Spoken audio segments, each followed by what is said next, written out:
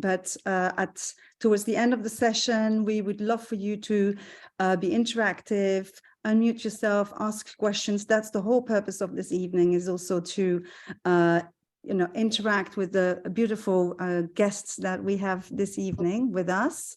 Or if you are a little shy, don't hesitate to put your questions in the chat, and then Margot and I will keep an eye on that and bring them up.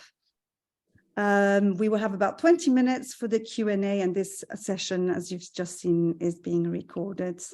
So we are joined this evening by a wonderful panel of speakers that I'd like to introduce you very briefly right now. Thank you all for being here.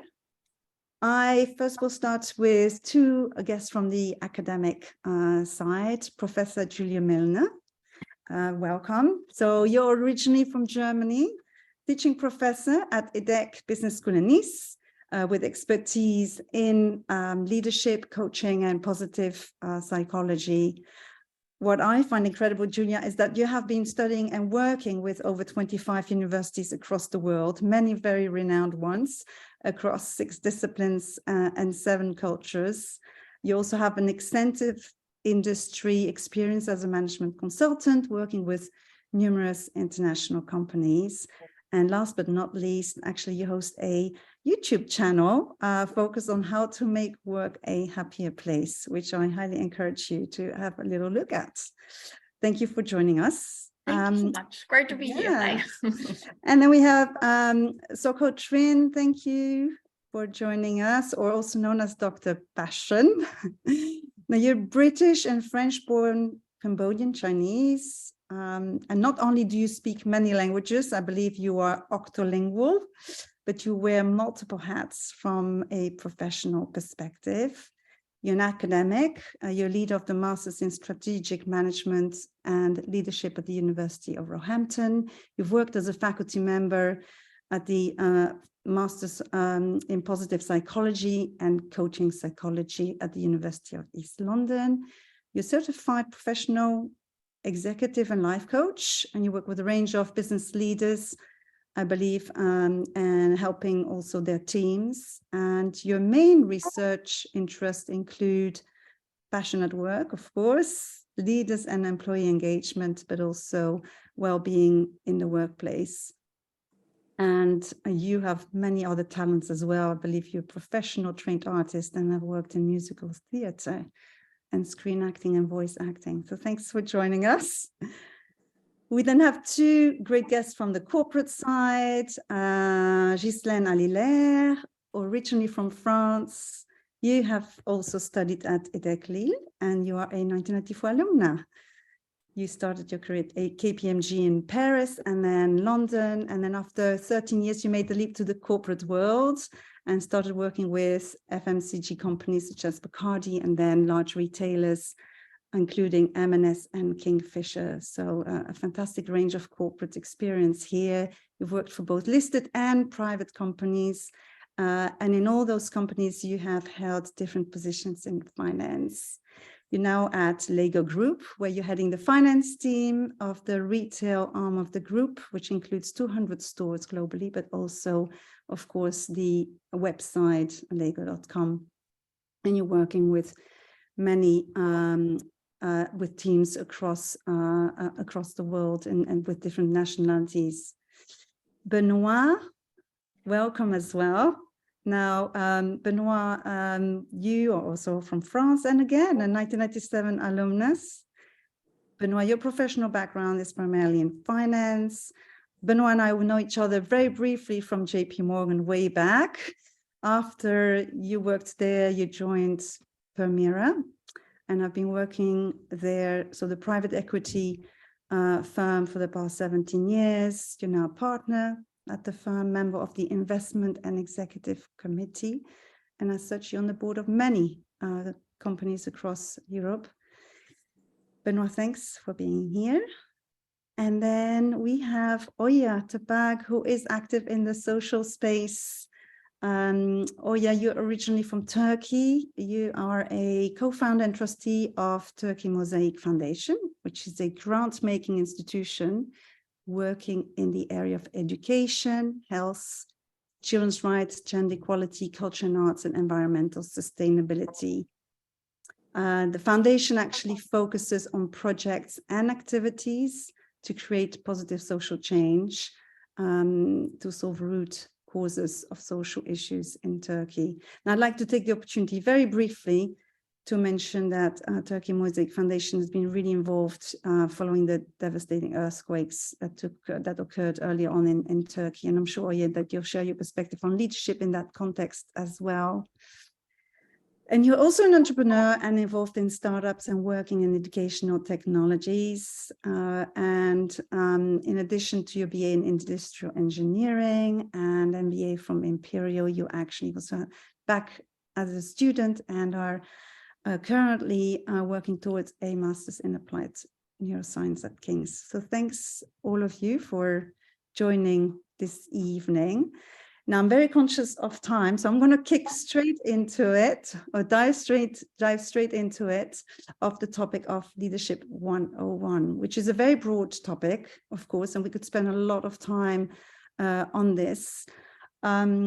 Obviously, we know leadership has many different dimensions. It can show up every day in many shapes and forms, in many situations and contexts, whether it's at work, at home, or in our community.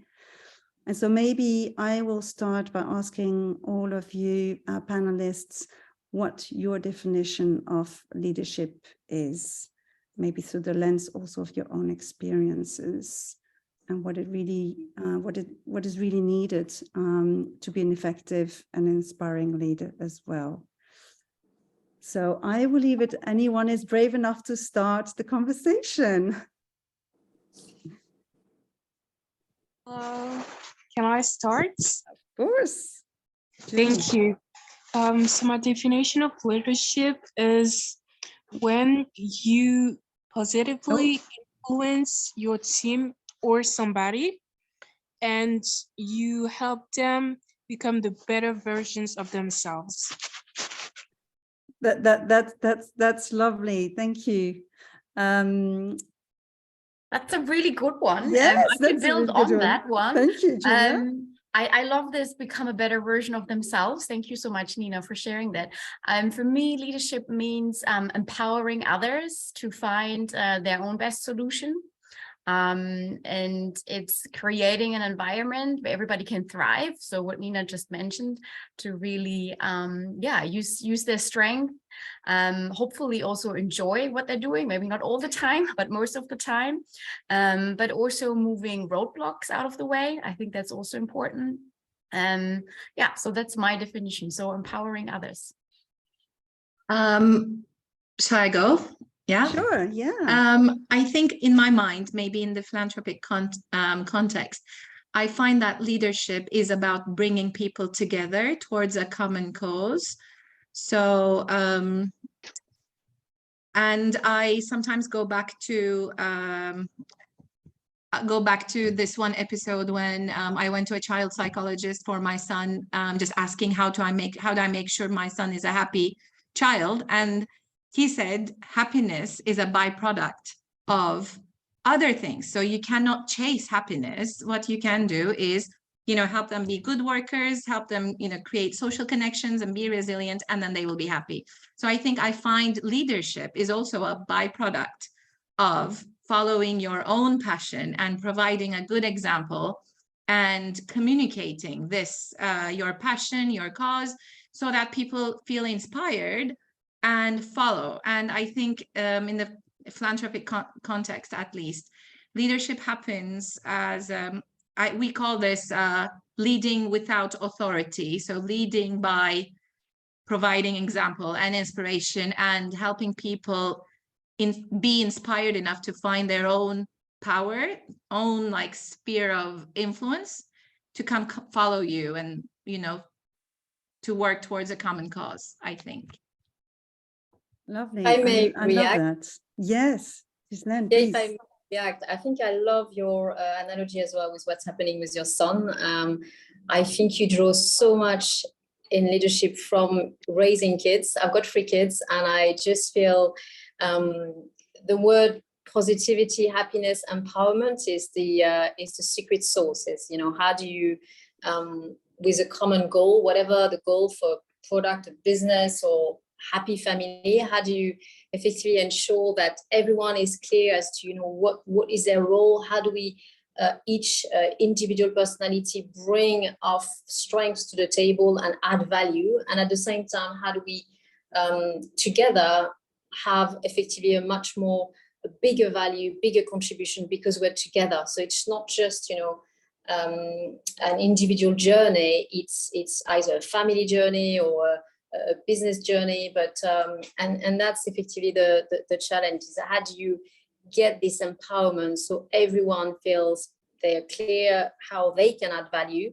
but at the same time there's also this leaning in over the group, but I love the parallel to how you're raising kids and teenagers, and how do you, because at the end of the day you're trying to set them free, and how do you do that with constantly balancing the wanting to be caring, but at the same time wanting them to decide their future and take initiative and find their own path. So but yeah, that's what I would.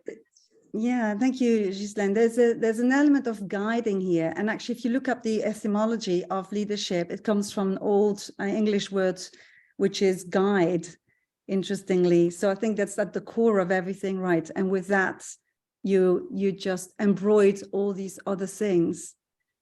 Benoit, what's coming up for you? I was trying to think about how what you said applied to the business world, and it's a bit different. You can't always lead with happiness and stuff like this, because you also sometimes have to lead in very, very tough situations, not just in business. So at its core, to me, leadership, it's about how you attract, motivate, develop, and retain talent.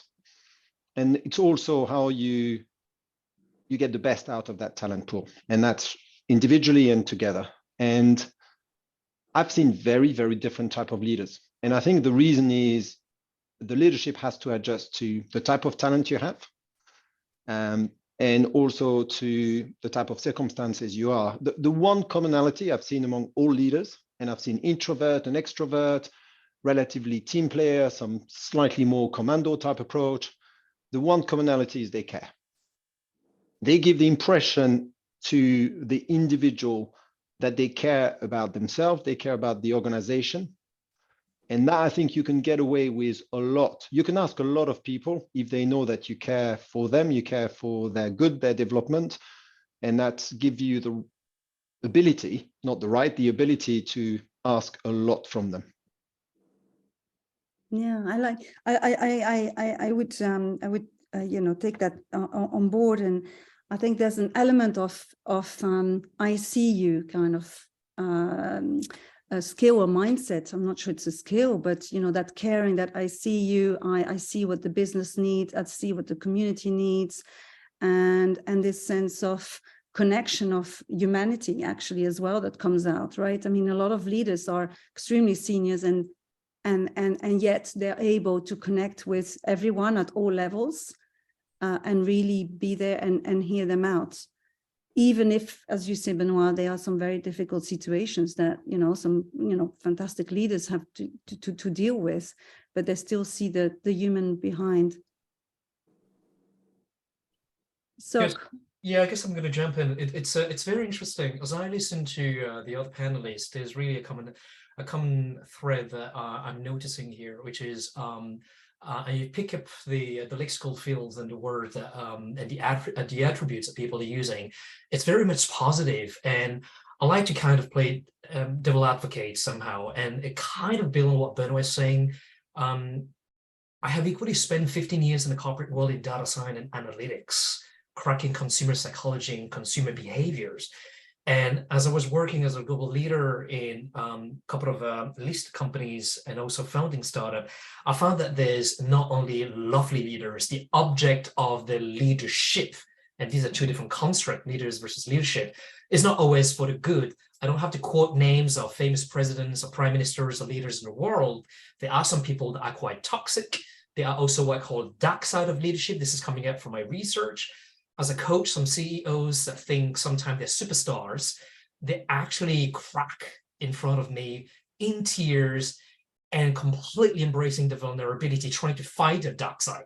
Because when they let their guards down, they start becoming aggressive. The object of leadership, of their leadership, is about transaction, money, cash, which is fine, which is completely fine. And sometimes they completely forget to put human and people first. So I'm kind of playing devil's advocate, both as a practitioner, but also as someone who investigates the data.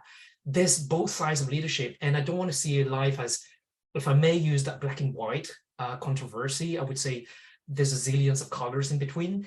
I would say, bottom line answer to your questions, my definition of leadership, if you Google this up, there would be like zillions of definition of leadership. And it's kind of a series of trade and skills and qualities and blah, blah, blah. It's great.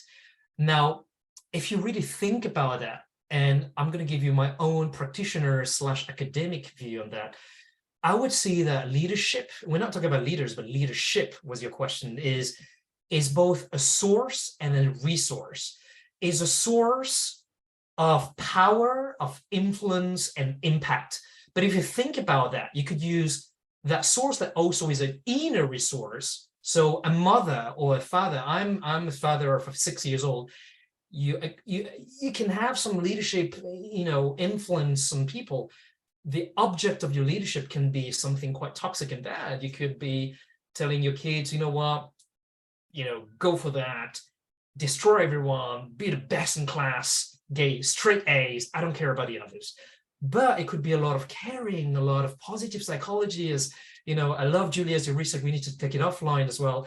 And I think it's a source of that power, influence, and impact, but it's up to you, depending on your mindset, your set of values, to decide how will you use that resource to generate a certain type of impact. So it's a source and then resource, and then we can further elaborate. And I think it is important, to see that we live in a world where there's different type of mindsets, and there are people that are great leaders that want great people and positive, attitude, but there's also objects of leadership that sometimes are extremely, extremely toxic.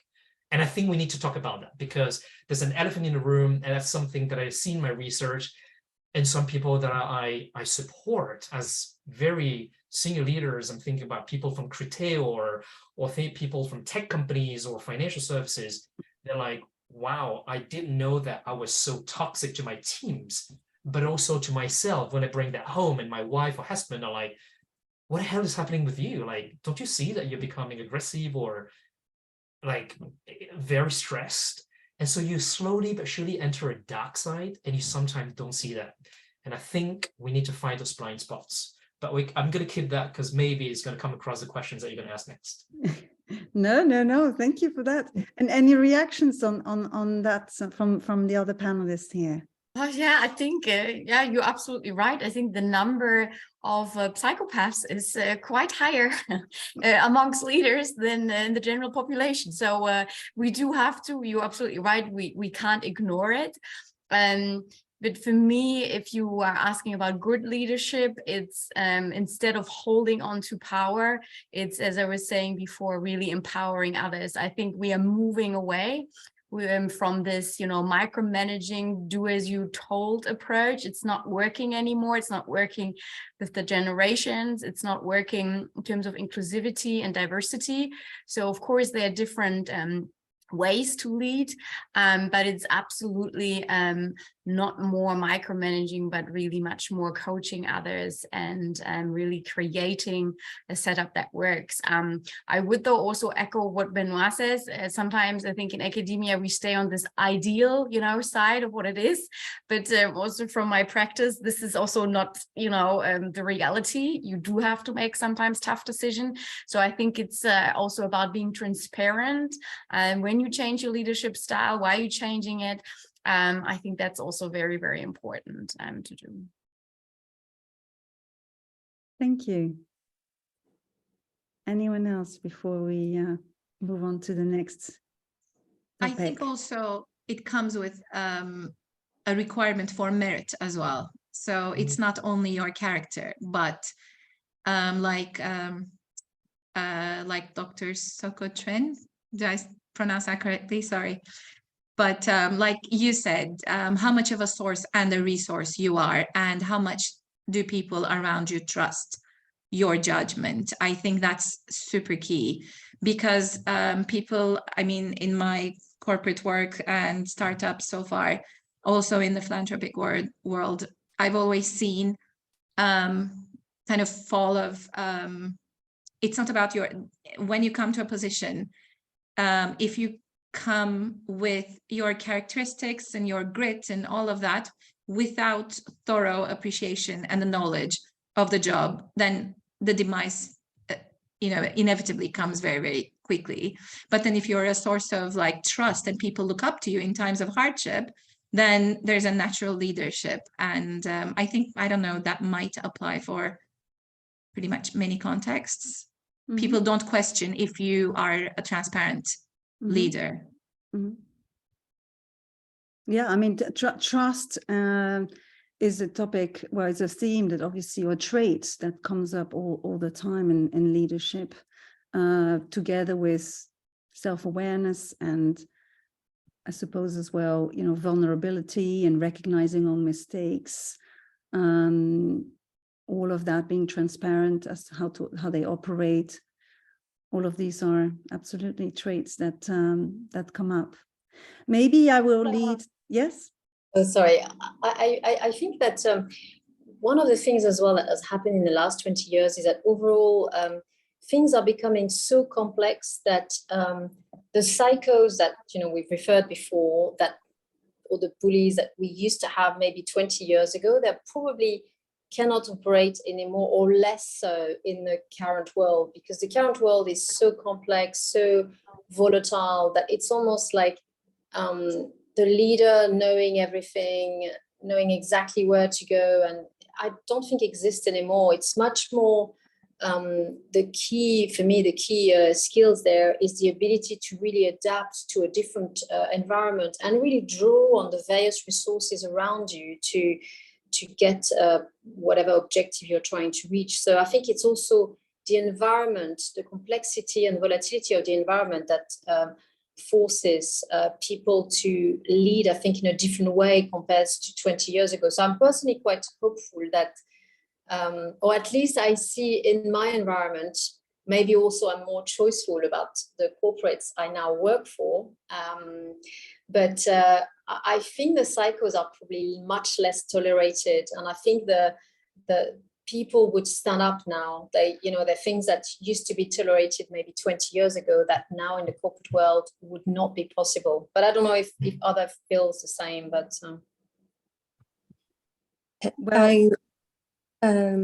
hello everyone. I would like to share a little bit my understanding about leadership. From my point of view, when we talk about leadership, we will talk when we are in a group, so we need to have a team.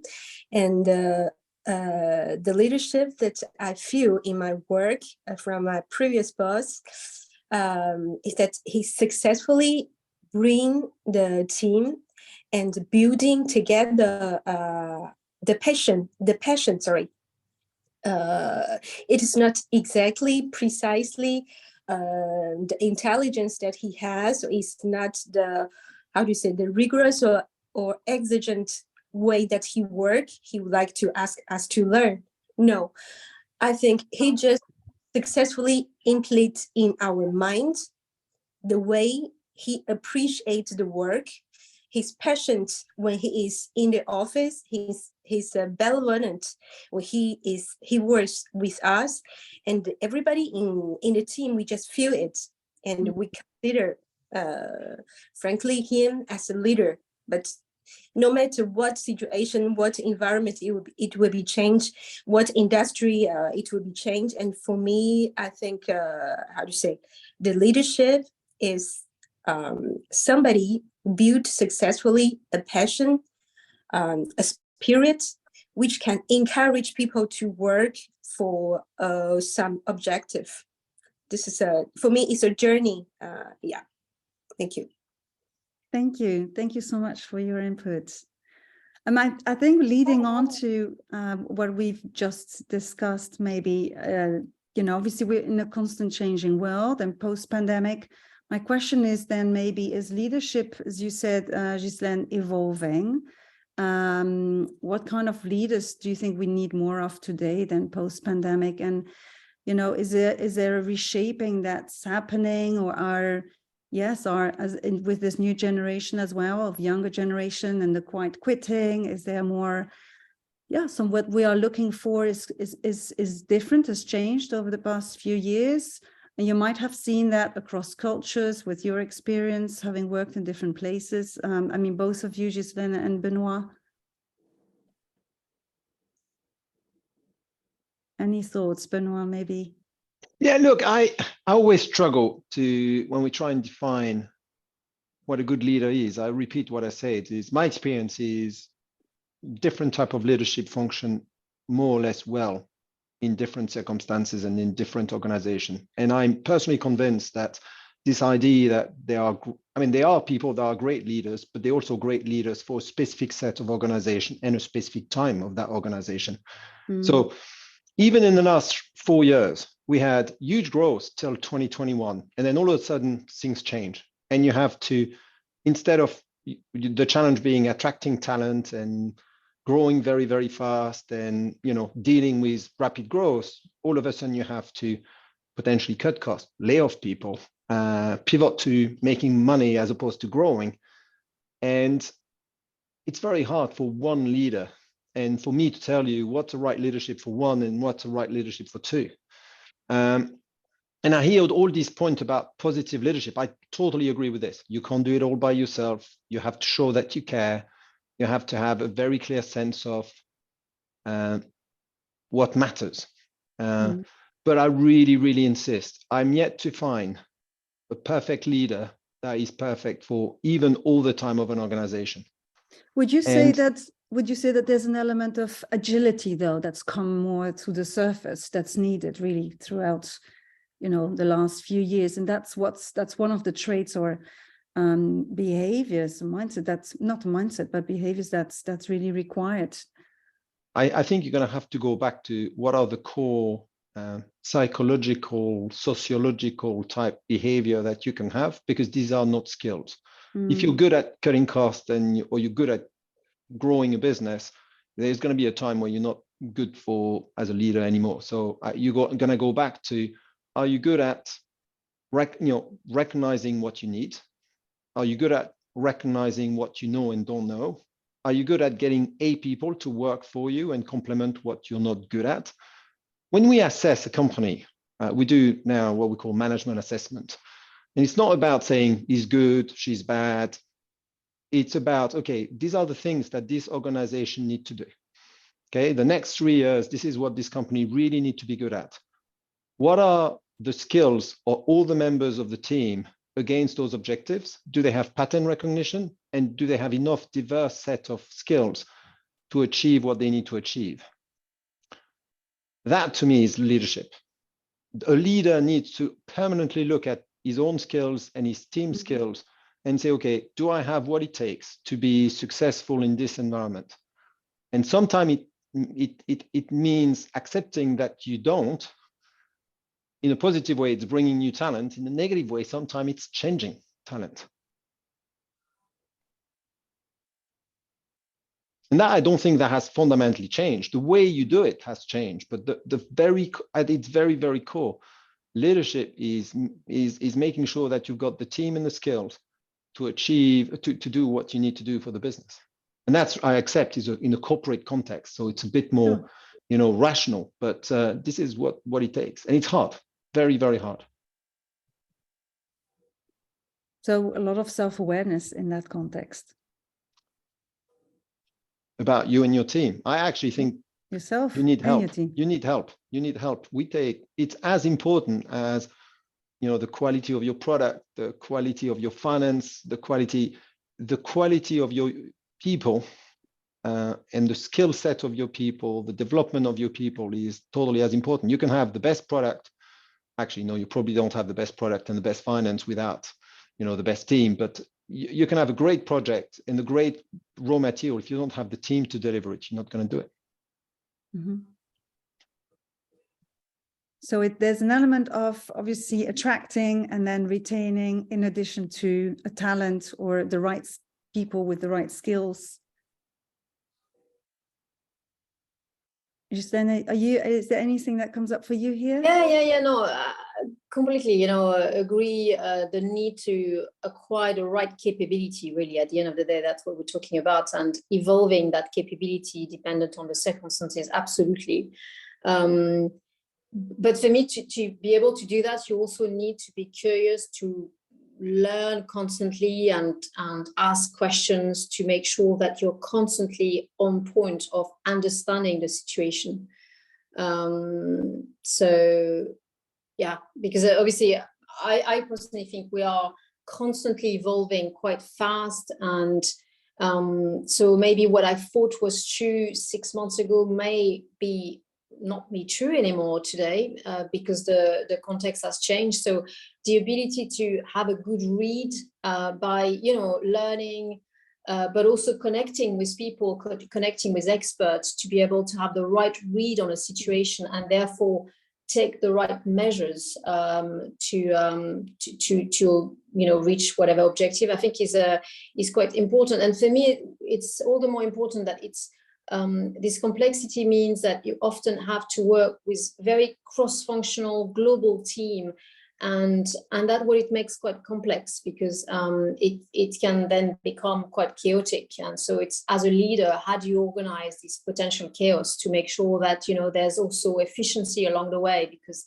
we're usually talking about leadership in the context of a business, so there's obviously value to generate, and we're accountable as leaders to do that. So and I think that's as well, for me, it's how do you balance this very caring kindness nature with the value generation, and how do you get the sweet spot between the two, so that everyone feels that you're effectively able to tick both boxes of generating value, but also being kind, caring, and inspiring. I mean, I think one of the participants absolutely spot on, the ability to inspire, so that people feel energized by the vision you have, and they want to give them all their all. I mean, but yeah, it's well, it's an interesting topic about, are all visionaries also good leaders? Maybe not. I mean, we've got a few examples out there that I'm sure we could have a big debate about. What do you think is really missing, or is there, what stands in the way most of the time? Obviously, you mentioned complexity, this need to adjust constantly in this environment, finding the skills, making sure that you're connecting and figuring out what's needing, the responding versus reacting, attitude. There's been a lot of crisis management and managing all these fire drills. Is anything that you think is we need more of? It might be a big question. Just I know that in my organization, probably the biggest, what's really, really critical is prioritization. Because I'm working for the Lego Group, and we're often busy with loads of initiatives. And at the end of the day, it's about having the vision of, from the top, where overall is this ship trying to go? And, trying to have a bit of a stack ranking of in all of these business and all the various things we have to do, given that, to Benoit's point, we've got activities to deliver and we've got resources. How do you get that best adequation so that you're effectively going to maximize the value you're going to get, whilst, empowering your resources? So for me, the prioritization is something that I feel is often missing. People want to frantically be busy, start something, when frankly they should be frantically be pausing about looking ahead and thinking, where do I want to go, and how do I best get there, as opposed to wanting to. So getting a bit more perspective, or stepping away a little bit instead of being drowning in the weeds. The rarest thing for any leader is time. It's time, because you can start at the top of government. That's probably where you can start, but you can apply it to any organization. I think Ghislaine described it perfectly well. You can get your whole day busy, jumping from one video conference to a meeting, and that's true for every leader. The really good leader is the person that can take some distance from this, create time to think ahead, prioritize, meet people, hire people, etc. And it's both the rarest resource you've got, and also the very best leader I've found are those that have found a way to create those time. And it's getting harder. It's getting harder because you've got this, you've got Zoom, you can work from home. The actual time you've got to think and step back is only ever reducing. And that's why I don't think that leadership is getting any better. I mean, there's this feeling all leaders need to be different and we have better leaders today. They evolve. I'm not sure people are better leaders today than when I started in business 20 years ago, 25 years ago. There's a stronger need for delegating more than ever before, maybe, and better managers as a result? It requires more discipline, I think, because you've got more requirement or ask on your time, which means that if you want to create the time, it's a bigger effort to actually create it. But as a result, I would add as well to what I totally agree with Benoit. And I think then the next step for me is that as a result, it's so important as a leader to be able to influence in the right directions. So have a view as to where you think the best course of action is, but then you also have some work to do. At least that's what I feel in terms of socializing those thoughts and so that you effectively influence people in the right direction. Because when you are working in a super busy place, everyone is frantically busy and not busy listening to you. So trying to find ways to, in a convincing way, to make the case for a certain course of action, I think is a skill that I think is part of the leadership skills, because you need to take the mic, but people need to listen to your story. So being a great storyteller as to why you think we should potentially change the course of action is I think critical, and spending the time as well communicating that and influencing the various stakeholders that need to be influenced is really important, because I think overall people like to take shortcuts as well. They don't want to always hear the bad story, or we want to tell our bosses that everything is fine. And how do you behave as a leader when not everything is fine? And actually you need to have a big action plan in place, otherwise this is going pear-shaped. How do you keep that communication in a positive way so that a better course of action is taken? So transparency and trust, accountability. I mean, there are lots of aspects here. Sok-ho, is there something that you would like to share with us maybe on this topic? As I think you're doing some work as well on the future of leadership. Yeah, I mean, before the call, we received a few talking points and I prepared a few thoughts around this. And now that I pretty much embrace what is happening right here. And I really love what both Ghislaine and Benoit are saying. And a couple of things. First, I think it's a very different question to ask between what is good, what is a good leader versus what leader do we need. These are two different questions, right? I think the latter, the second one, what leader and leadership do we need, is almost, don't quote me from this, almost subjective and based on your set of values, who you are, would then guide the answer. I think that's what we need. So if you want a good planet, a good society, well-being, happiness, you probably, chances are you would want a leader that, for my own research, that's what I call moving from a mindset of transactional leader to humanistic leader. In other words, putting people first. That said, linked to the first question, what is a good leader? The way I measure that is is based on the concept of success defined in multiple ways: financial terms, well-being of the individuals and the organization, sustainability of the business and the health or holistic health. And I found that actually a leader that put transaction, meaning product, cash, and company, can equally be successful in his or her own life, feeling meaningful. I'm living a meaningful life. I built a startup. One of my friends just built a startup and cashed out for £358 million. That could be defined for certain people as successful. But other people, another person that I interviewed was saying, I'm touring the planet trying to increase the awareness of the fact that we need green energy, collecting plastic bottles from the sea and the ocean. So that's so moving from transactional to humanistic mindset might be perhaps, from my view, the sort of leadership we need. Now, what defines a good leader, measured in terms of success and being able to cope with that volatility that Ghislaine is talking about, constant change that Benoit is talking about? I think a lot of you have heard of VUCA, our volatile, uncertain, complex, ambiguous world. I think if I hear now this, there's a couple of things that I think is super critical.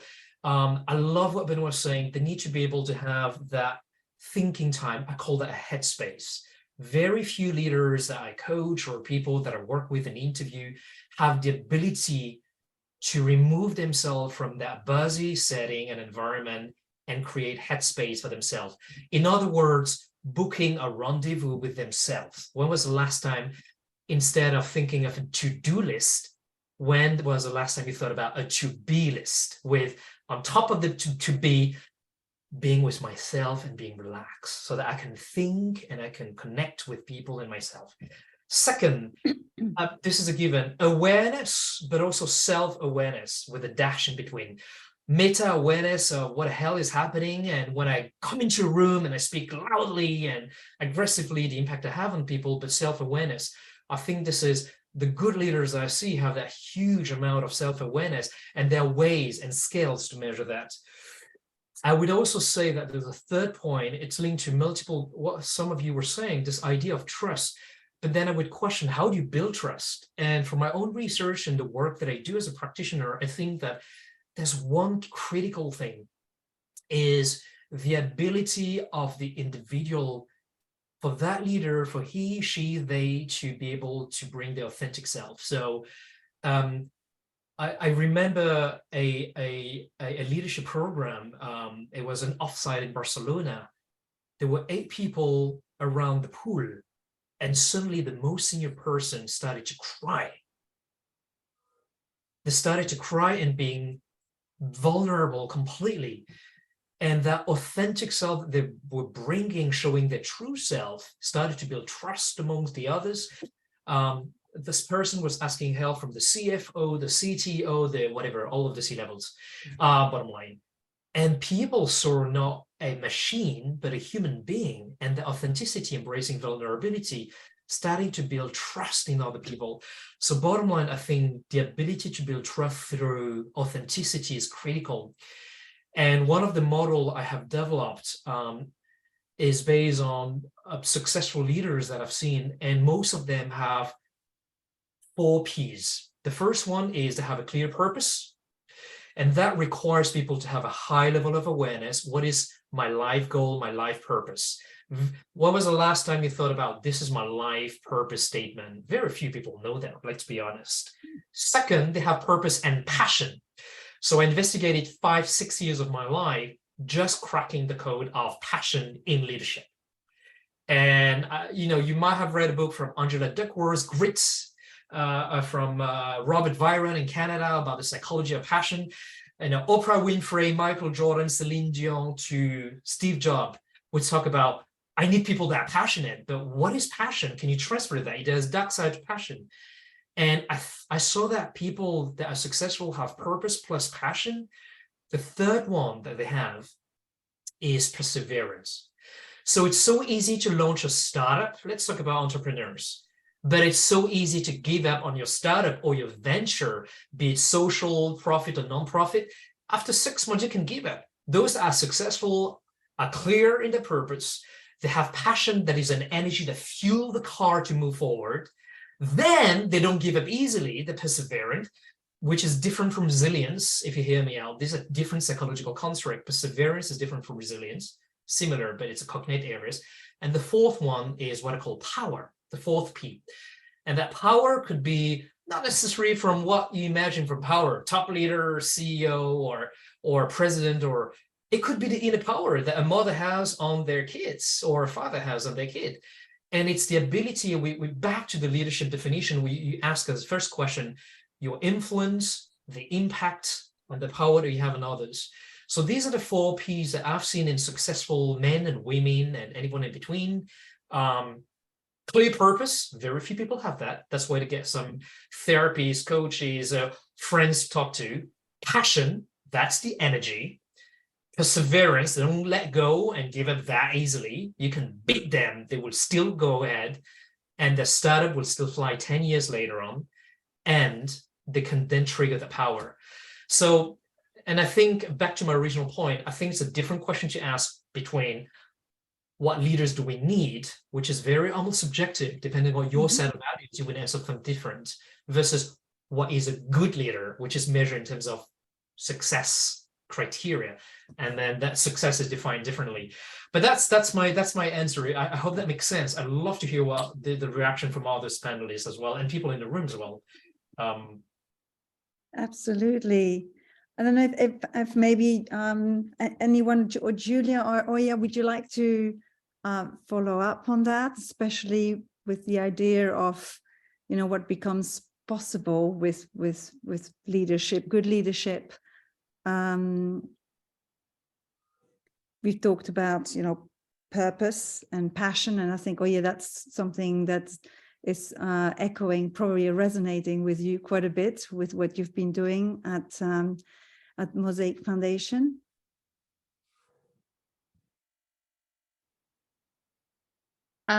Yes.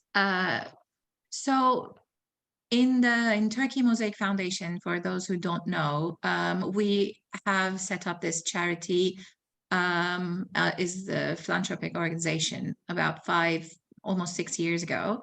And we've been working for 5 years. We've been trying to tell people our cause, why we set this up. And so it all starts, I think, in philanthropy, it all starts with someone just saying, this needs to change. I mean, philanthropy, I think, is about welfare of people. And then this can happen in a few ways, which is normal charity. And then also effective philanthropy can be about strategic and long-term change. And that's what we wanted to focus about. So our sentence, like our starting point, was that this needs to change. We have to do something because nobody else is. So there was passion in this and self-motivation. And we started our work. And for about 5 years, we had gathered, we were about a charity of about 200,000 pounds per year charity, with about 500 regular supporters, but then I guess about 2,000 individual supporters who have supported us. But what we in ourselves, we look at philanthropy in 2 contexts. So in our board, it's superlateral. There's no hierarchy. Everybody's equal, 8 people, completely volunteer run. And so within the organization, sometimes things get slower because we're a non-profit organization. We are okay with this, to have a slower pace, to have unanimous decisions. So this makes things slower, but all the while, everybody is on board. So it makes optimal decisions with the buy-in of everybody, like-minded people. So we sometimes discuss smallest decisions to bits, but I think it's worth it because our decisions pay off at the end. So there's that. And yes, there is a boss, and in our minds, the boss is the job, is our beliefs, is the purpose. So we have pretty much left all our, power and, thoughts or, inside instincts about ego and, decision-making out the door. And when we go into the meetings, there's no ego, there's the job. So I think that made sure we believe we have set up an amazing legal and admin infrastructure. We spend, as I think Ghislaine said, it's all about communication. So we set up, we spend so much time about with telling people what we do, why we do it, and how we do it. We spend, we create well, a lot of content, you know, social media content, annual reports, everything. And obviously not a lot of people read it. I remember one night at 3 a.m. I was writing this annual report and I told my husband, I don't know who is going to read this and how many people are going to read it, but let's just make sure it's an amazing annual report just in case somebody reads it, you know.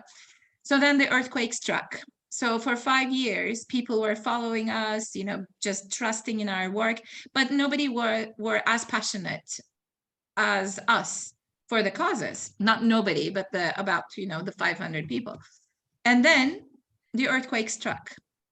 And we felt within the first week, we felt like we were the bamboo plant where, you know, we were setting our roots for 5 years, and then we shot up in about, you know, 2 weeks. We had 17,000 supporters, and compared to the 200,000 per year, I think we reached the 200,000 within a few hours when we opened our Just Giving page, because our natural leadership, that was what I tried to say before is, so the leadership, the internal leadership has no, like, it's very lateral. The external, we emerged as a leader in the community, people who felt the pain and people who trusted us. So now everybody read our annual reports because people, given the context of Turkey, I don't know if you're familiar with everything that's going on.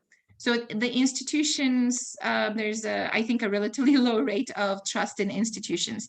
So the time that we spent on working on our, you know, on the job, trying to make the boss happy, which is the work, trying to do it, you know, really well to the best of our abilities, I think that, and the transparency and the communication. So people just went back on our social media, and, you know, all our submissions to the Charities House were read, and then people started tweeting, and people that we didn't know in America, these guys are the real deal, you know, we just became viral. And just actually today we got an email from Just Giving that we're one of the 5 charities in the UK nominated for the Charity of the Year award.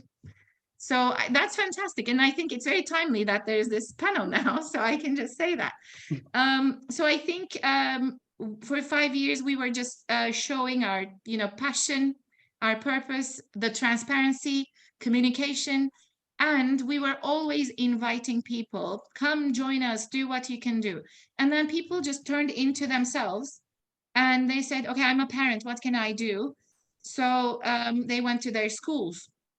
So they went to, like, the restaurants, you know, they said, why don't you do an event for the earthquake survivors? And then corporate, you know, corporate employees, they went to the philanthropy, you know, head of philanthropy in their corporations.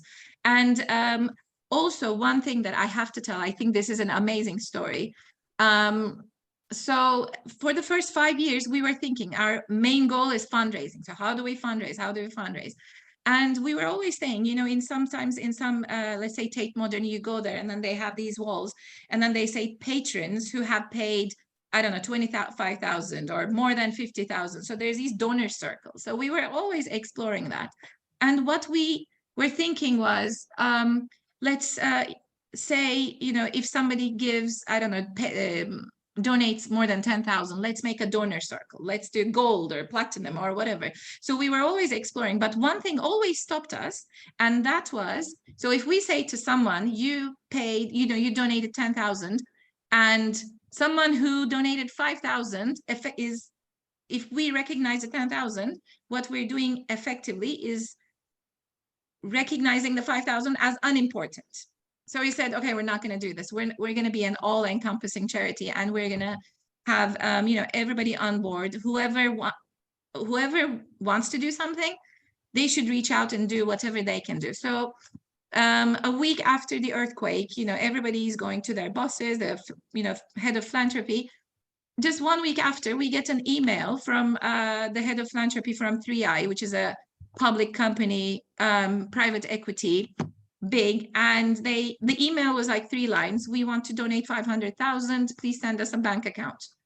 And obviously this was the largest sum that we got, and we had no idea how they heard of us.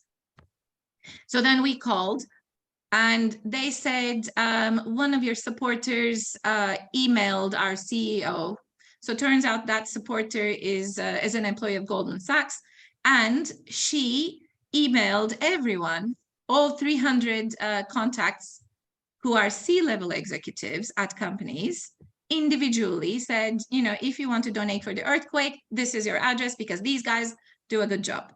So then that's the CEO of 3i. And then the head of philanthropy, her nanny, her child's nanny happens to be a Turkish university student, 19 years old, and she's just trying to save money to put herself through university. So she's not a potentially big donor. So this head of philanthropy is asking, who should we donate? And she says, donate to Turkey Mosaic Foundation because they know what they're doing and I like them and I feel like I own them. I'm one of their crowds. So then these two people meet at work and then they say, oh, I heard from my nanny. And then the other one, the CEO says, well, I heard from this other person at Goldman. So then this was so circular. And then this ends up in a 500,000 donation.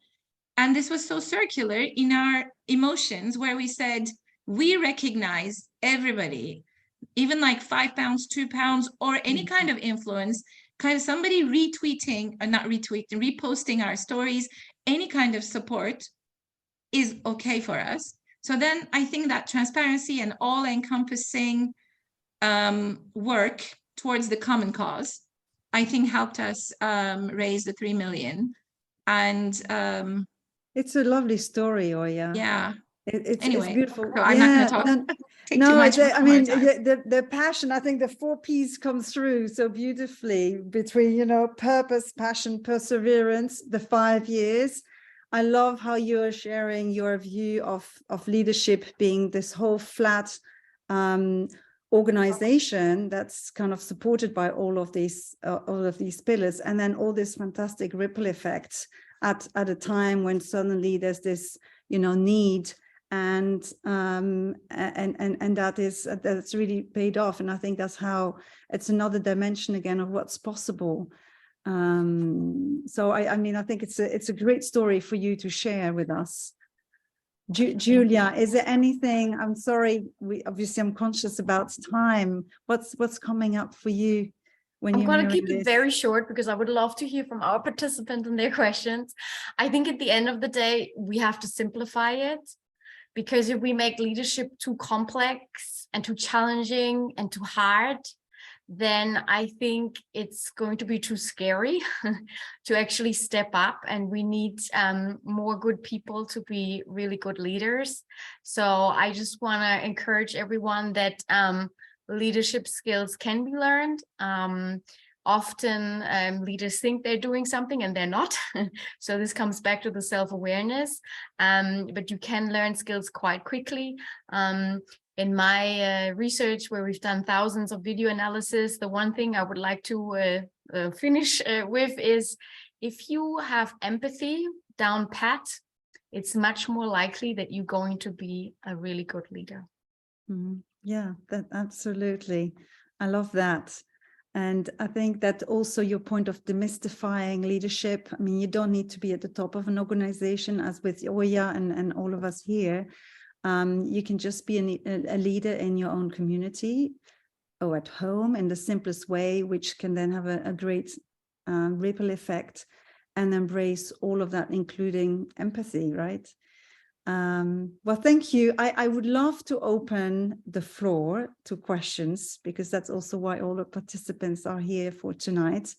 So if anyone has any questions, please just unmute yourself and take this opportunity to bring up any questions you might have, or type them up in the chat.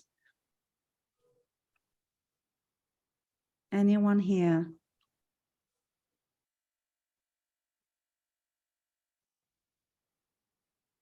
No, not yet. Hey, I might have a question if you want, guys. Please. Yes. Victor, is that right? Yeah. Maybe I can put up my camera too. That would be lovely. Always Okay, good to see your let's go. face. Hi Hi. there. So I'm currently during an internship, and I wanted to know what you think about the job of Chief Happiness Officer. Do you think he's like more of someone who needs to stay at the really bottom and speak to everyone, or do you think he's also part of the head management of the leadership in the company? What do you think about this? Because like people often tell me, hey, you should be some kind of a chief happiness officer, but is it the opposite, or is it to be in leadership? I don't know. What do you think?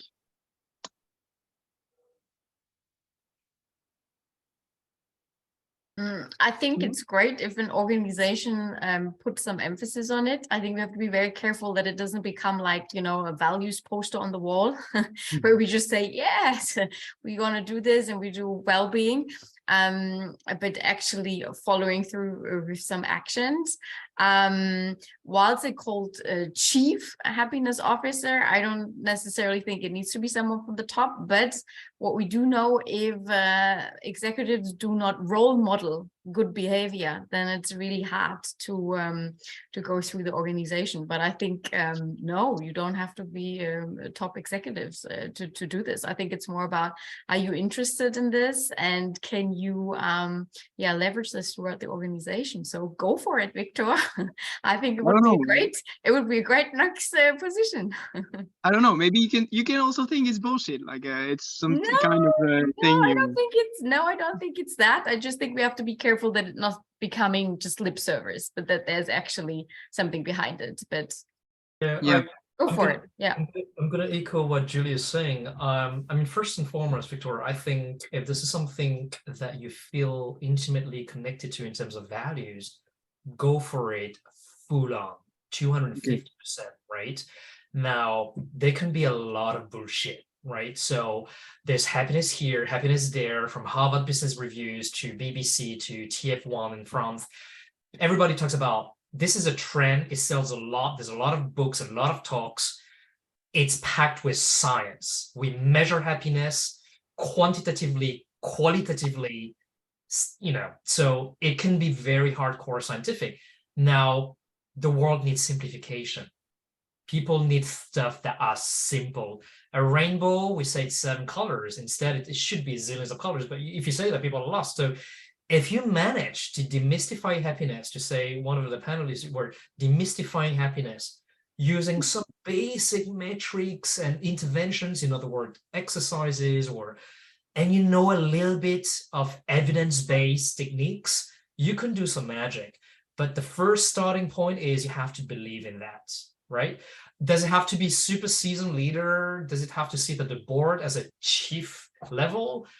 I mean, if the CEO believes in that, wow. I mean, yeah. I mean, if Google talks about, you know, happiness and, you know, McKinsey and other those top firms, some of which I have the chance to work with, if the CCC level believes in that and don't think it's BS, and they put budget, resources, and time behind it, utilize that for a good cause.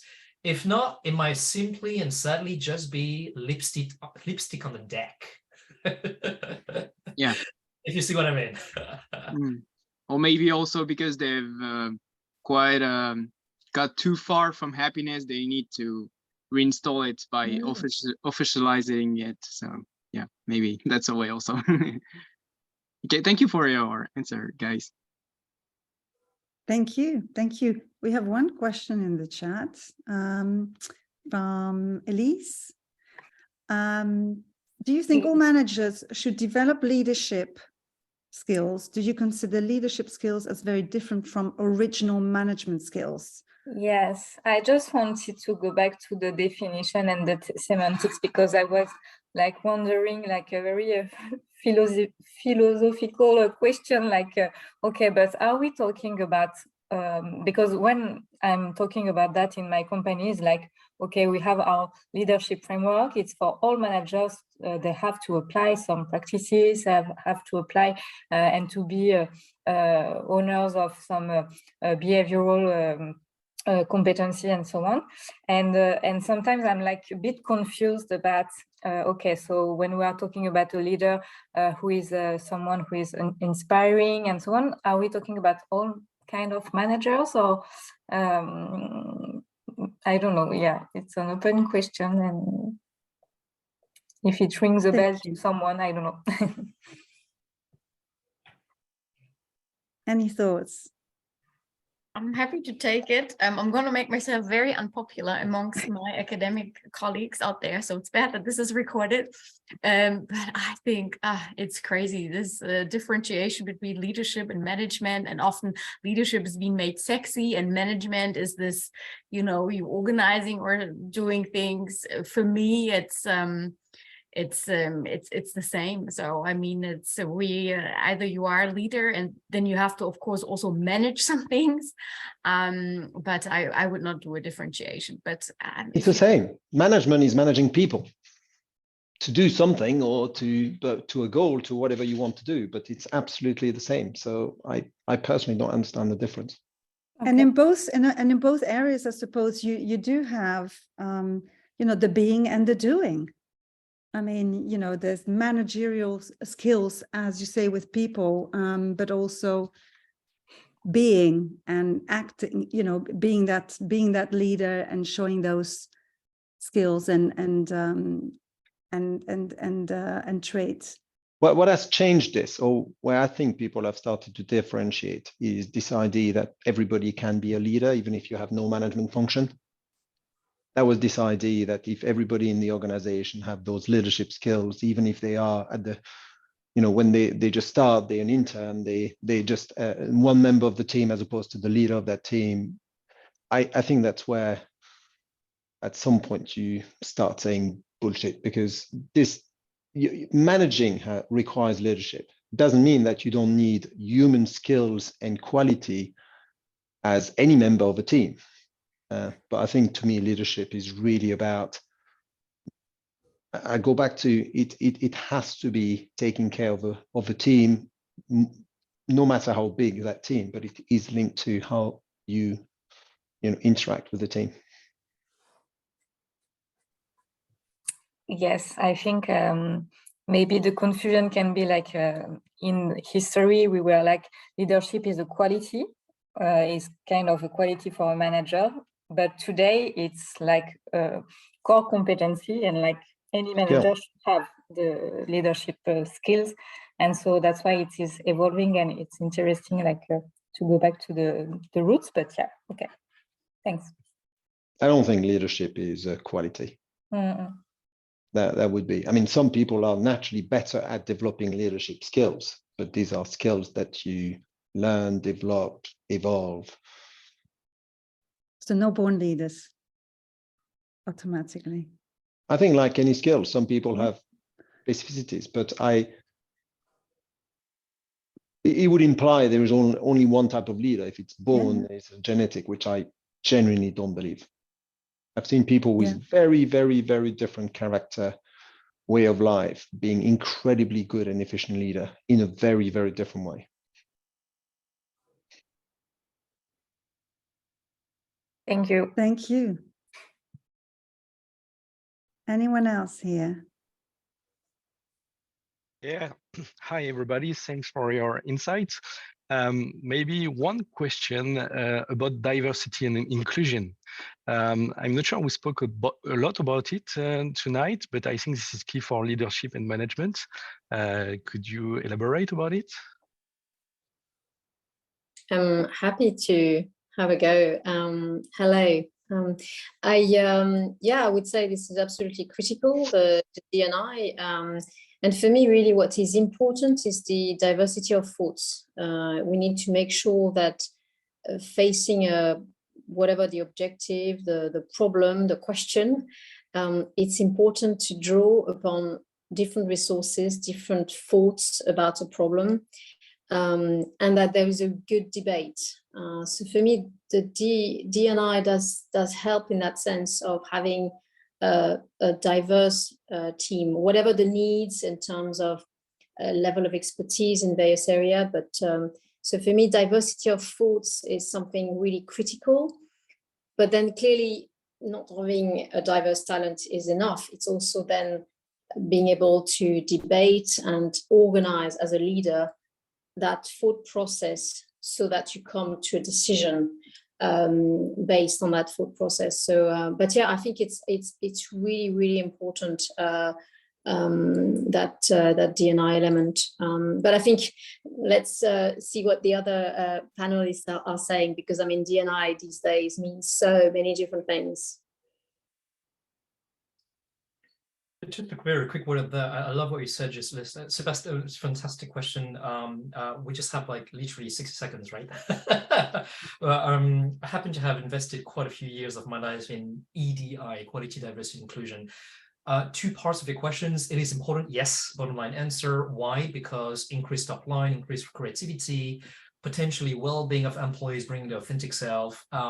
And back to the first point, increase the top line. And a lot of companies are after this, right? So it's great.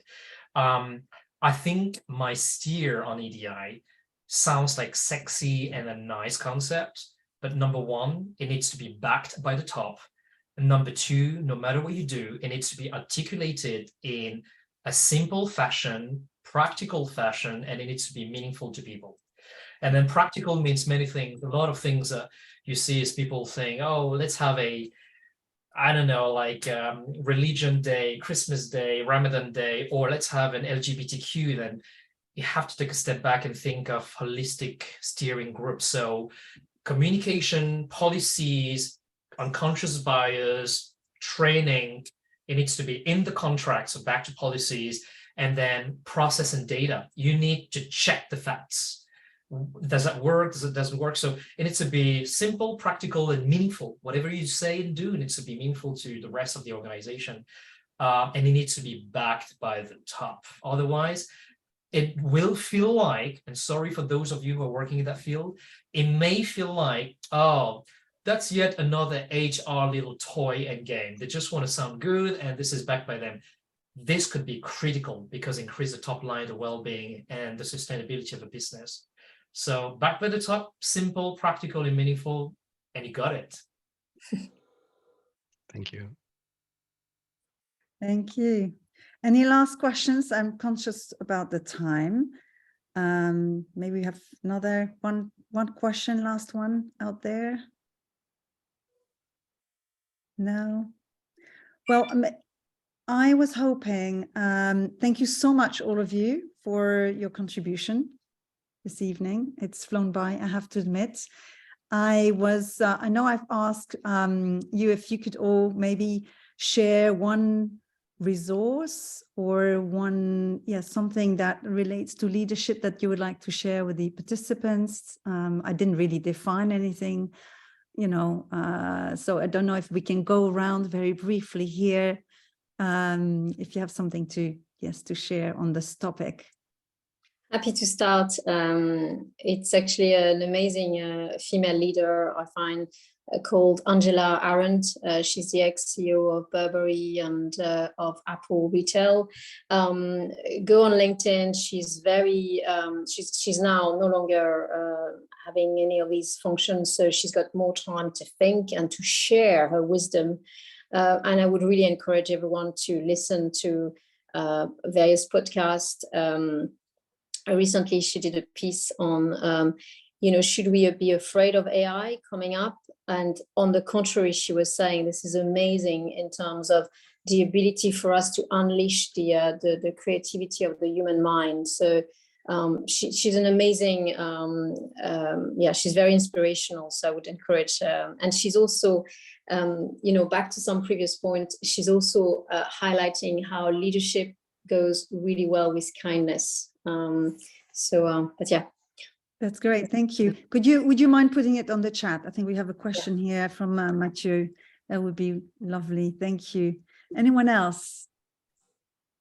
Benoit, did you have any ideas, suggestions? Not to Look, put you on the spot. I'm sorry at the end of this to come back to the core of what you've heard. I think to be a good leader, you need to be genuine. You need to create trust. You need to care. These are all the same way of saying, find your way to be a leader. I personally, I'm not a huge, big believer of a one-size-fits-all approach. So find the leader that inspires you, find who you are. This is the awareness. And I really, really caution people about the one-size-fits-all approach to leadership, because I don't think it's genuine. Thank you. I'd be the what Benoit was saying. It starts from you. So yeah, you can be trained. It has to start from you. So work on yourself. Look at yourself in the mirror and see how you're evolving and transforming, and what sort of person you want to be. It has to start from you. So inside out. Yes. Yeah. Yeah. Yeah. Very nice. I have a framework which I often come back to in a lot of contexts, not only leadership, but in many contexts. So it's the red, green, and yellow kind of behavior or response to things. So red is the things that I have absolutely no control over. Yellow, green is the things that I have pretty much 100% control over, or I think I do at least. And yellow is the things that I can influence. So, so other people and other people's behavior, what they think is out of my control. I can only control myself, my reactions. And yellow is, let me think about how I can influence that. So that framework comes up in my mind when I'm frustrated, when I'm struggling. I come back to it and I say, okay, what is out of my control and what's in my control, kind of. So I learned this from Muratoglu, who's Serena Williams's coach. Once I had the chance to listen to him in the tennis context and, you know, how it works in sports. And then also my son is an athlete, so they use that a lot in their training and in their, you know, keeping up their psychology and their teamwork, how to make sure, you know, everybody works together. So that's the framework that I use. And also, can I say too, once I had the chance to meet Ray Dalio, who's a longtime investor, and I had the chance to listen to him, his life story and his wisdom and the things that he's lived through in life, you know, in family and personal relationships, and also his work. I think his book called Principles is you know, every page is a good kind of starting point to start thinking about things. And he has an illustrated version for younger people, I think, or if you don't want to read that much. Thank you. We'll look into that. Julia. Yeah, I'm just so excited because I'm realizing there's some of my former students in this group. This is so sorry. I just it took me a moment because you see first names. But anyways, I'm all for simplifying. So I put a link in the chat. So I'm trying to, yeah, as you said before, Marileen, demystifying leadership because I think don't be scared, step up. So that's a video I did on leadership. So it's very short. I think it's 4 minutes. Yeah, so, and I love some of your videos. I have watched some of them, and they have some fantastic messaging. They're light, insightful. So thank you for sharing that. Oh, that's very kind. Yes, and yes. I mean, other than that, I would just encourage everybody to keep in touch. I would love to, you know, hear from you. And I think it's all about exchanging and keeping the communication open. So I don't know. So if you want with me, you can probably, LinkedIn is always best. I don't know what it is for the other panelists, but please, let's keep talking about this. So we are changing and making sure that there are great leaders out there. Thank you. Thank you. Well, thank you, everyone. We will be sending, I think, a survey in the next couple of days. Margaret will be organizing that. And I hope you've enjoyed this. I would just leave you with, you know, how can you be your own little leader? or little or big leader in your doing and your being going forward. So how do you show up out there in your own way? I think that's the one message with, 4 Ps as well. And I love all of those references here. And again, thank you so much for contributing and being here this evening. Thank you. Thank you very much. Bye, everyone. Bye-bye. Thank you. Bye-bye. Thank you so much. Thank you.